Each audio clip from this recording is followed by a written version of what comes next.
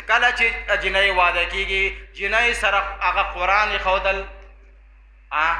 او قرآن هغې اودس شته او که نشته دا قرآن چې ځان سره ولي وایي یاره دا حالات ښه شي ښه وایي چې بیا هغه استاذ خبره کوله چې دا قرآن یوسي هلته کې نو هغه دا قرآن وکړي چې باندې دا قرآن وایي که ما د خپلې خواښې سره ګزاره وکړه ښه نو چې درېیمه ورځ شي نو خواښې او دغه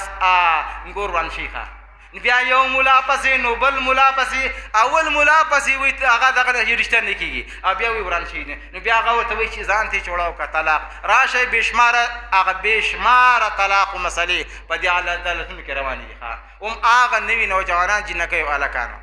ښه رسم رواج هلک ورله اول ورکي بعضې ځایونو کې چې کله هغه کور ته لاړ شي وایي چې اول د دې هلک وشي نو چې بیا یې مستقل نه کېږي بیا چا تپوس ونه کړو ښه او یا چې جنۍ وشون بیا خو نه کې حالن کې شریعت کې دا ده چې د کومه زنانه چې واده شوه کومه جنۍ چې واده شوه نو او اولې لور شوه دا د نیکوالي علامه ده د ښه والي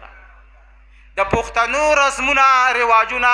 او د هندوانو یا د هغه جاهلیت د وختو نو ځینو په نوجوانانو کې خو د هغه انګریزانو طریقې راغلي دي هغه یې نن سنت طریقې خپلې ګرځولې خپلې طریقې ګرځولې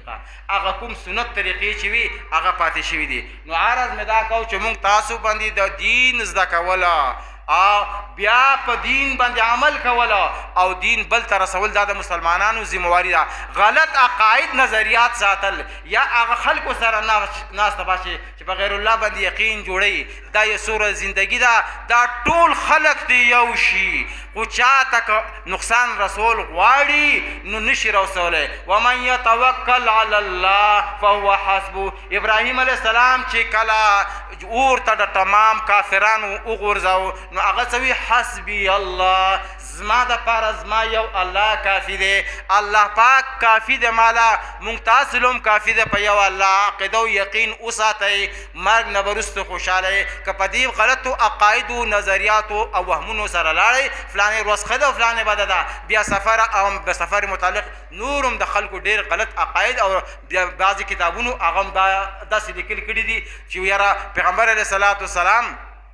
هغه دې باره کې لکه هغه حدیث ما ذکر کړو د هغې معنی مې او مطلبونه مې بیان کړه او بیا نور دا جزام باره کې پیغمبر علیه السلام فرمایي د هغې نه تښتئ نو د هغې هم محدثینو دا مطلب راوښکلی چې چا عقیده خرابوي نو داسې ځای کې یې نه کیني نور دا مرضونه د اول مرض چې چا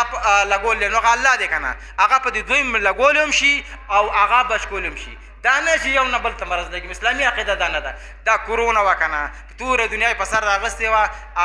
زمونږ یو داسې ځای ته به تلو چې چا به پازابول کو ماسک باچو واډو بي مونږ اچولم نه دي دا مسلمانان په جماعتونو کې مختلف قلارې ناستو